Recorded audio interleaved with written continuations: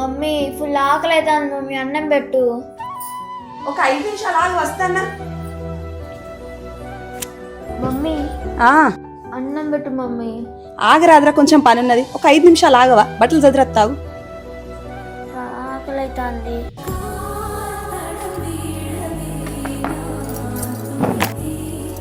నైసి ఇగో అన్నం. బాబు గింత అన్నమా అత్త? నేను తినలేనత్త. గీంత అన్నం తినవా? అందుకే ఇట్లా సన్న ఉన్నావు. ఎదిగే పిల్లవు ఇంత అన్నం మంచి కడుపు నిండా తినాలి. నేను తినిపిత్త పట్టు. నైస్గా రా, అన్నం పెడుతున్నా. తింటున్నా మమ్మీ. తింటున్నావా?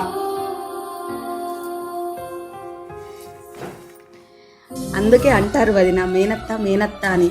ఎంతమంది అత్తలున్నా మేనత్తకు సాటి రారు. మేనత్త ఆ బంధమే వేరు.